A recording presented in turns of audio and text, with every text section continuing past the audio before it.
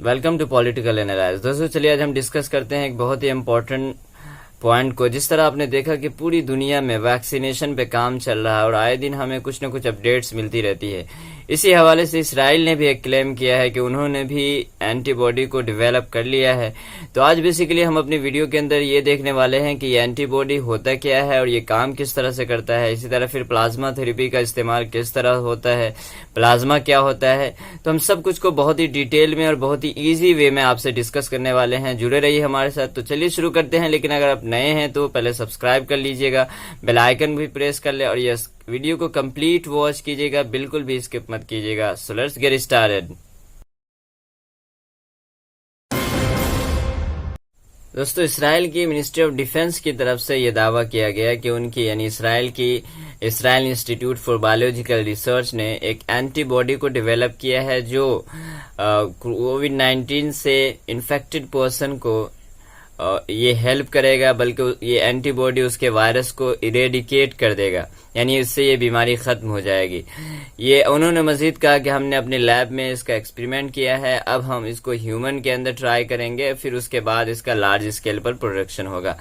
ऐसे में हम इस क्लेम को देखने से पहले आपके जहन में एक सवाल जरूर आता होगा कि आखिर ये एंटीबॉडी है क्या। तो चलिए हम उसको देख लेते हैं कि एंटीबॉडी क्या है। उसको देखने के लिए हम उसको डिस्कस करेंगे अपने अगले पॉइंट में। तो चलिए अब अगला पॉइंट देखते हैं कि एंटीबॉडी होता क्या है।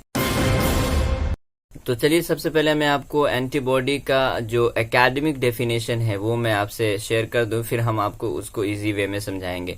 देखिए antibody is also known as the immunoglobulin. It is a kind of protective protein that is produced by the immune system of our body in response to presence of antigen.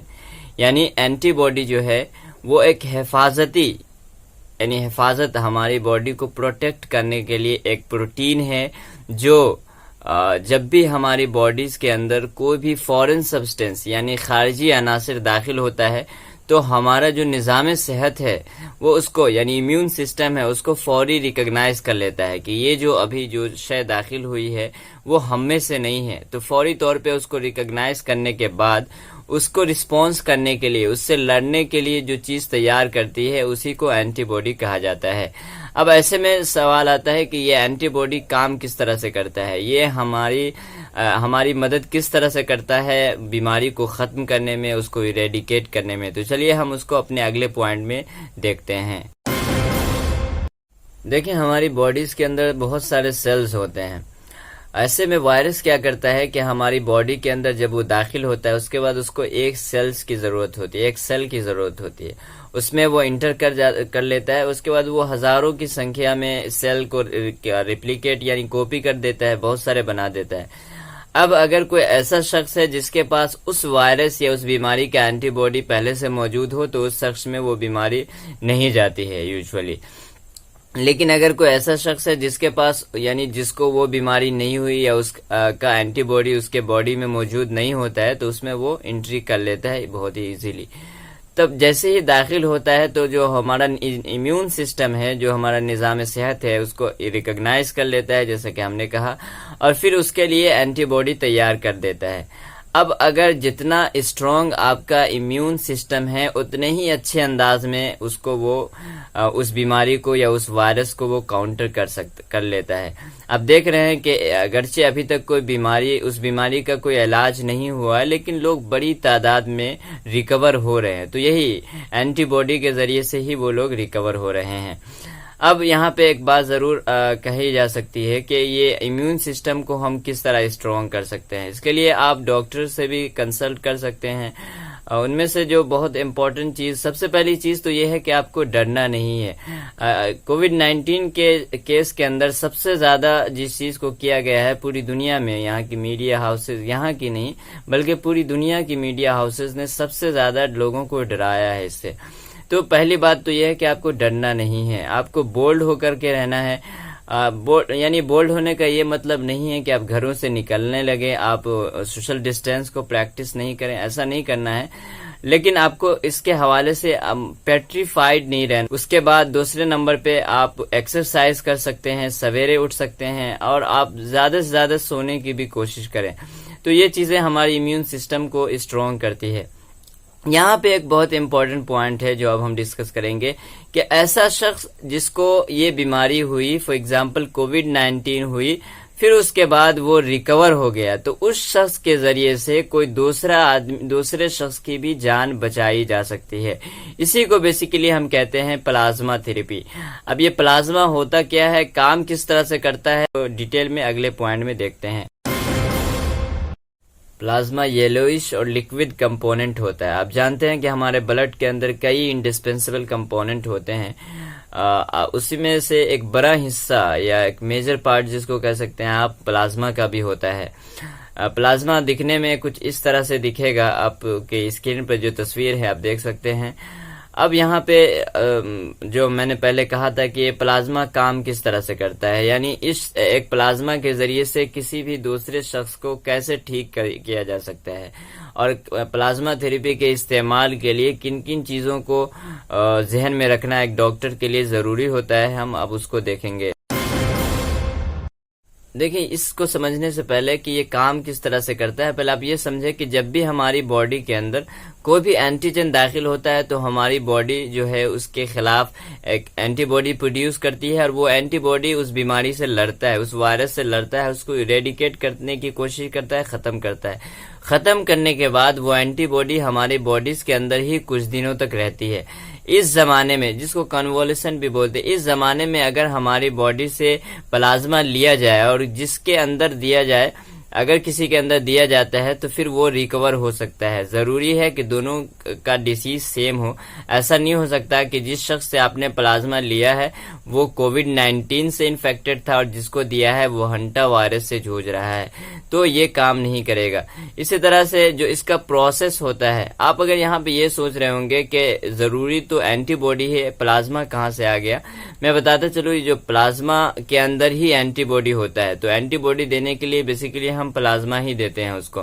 اس کا جو process ہوتا ہے، process وہ یہ ہے کہ ہم اس کا بلڈ لیتے ہیں، یعنی ڈاکٹرز ان کا بلڈ لیتے ہیں، پلازما نہیں لیا جاتا، بلڈ لیتے ہیں، پھر اس بلڈ سے پلازما نکالتے ہیں۔ ہر ڈاکٹر کے لیے اس یعنی پلازما تھراپی پر عمل کرنے سے پہلے ضروری ہوتا ہے کہ پہلے وہ چیک کرے کہ اس شخص کے اندر کوئی دوسری بیماری تو نہیں ہے۔ اسی طرح سے ڈاکٹر کے لیے یہ بھی ضروری ہوتا ہے کہ وہ یہ چیک کرے کہ ابھی فی الحال میں اس کے پلازما میں اینٹی باڈی ہے یا نہیں۔ اور اس کے اندر پلازما تھراپی کے استعمال کے اندر ٹائمنگ بھی بہت امپورٹنٹ ہوتا ہے۔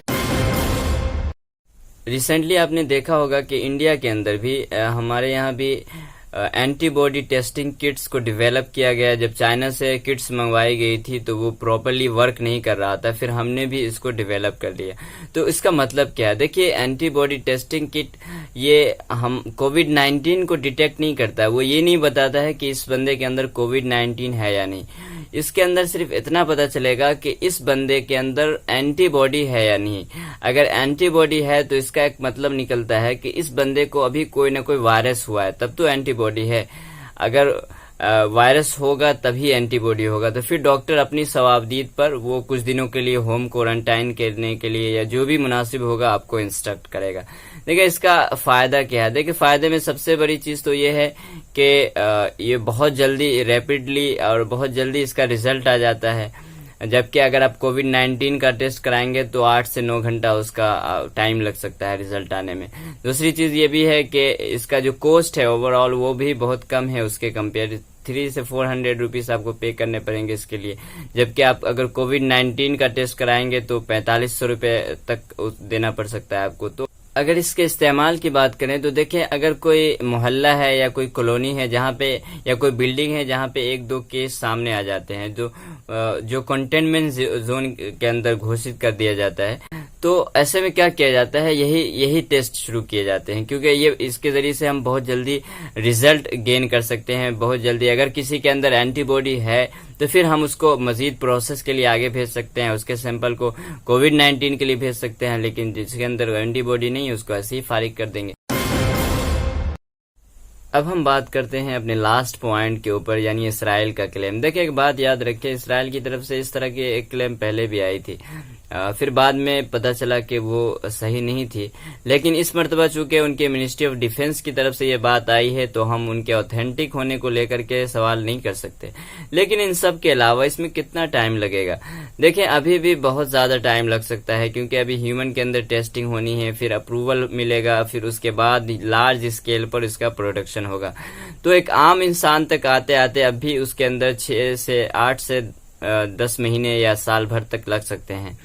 دیکھیے یہ اس وقت ہوگا جب اس پہ کوئی ڈرٹی پالیٹکس نہیں ہوئی، کیونکہ جس طرح سے اس پہ کنٹروورسی یعنی ویکسینیشن پہ کنٹروورسی چھڑی ہوئی ہے، جس طرح اس پہ پالیٹکس ہو رہی ہے، تو یہ کہنا بہت مشکل ہے کہ 2 سال سے پہلے آپ کو کوئی بھی ویکسین ملنے والی ہے۔ تو this is the end of the video. میں امید کرتا ہوں کہ یہ ویڈیو آپ کو اچھی اور انفارمیٹیو لگی ہوگی۔ اگر اچھی لگے تو ضرور لائک کیجیے گا، شیئر اور سبسکرائب کیجیے گا۔ So thanks for watching and have a nice day.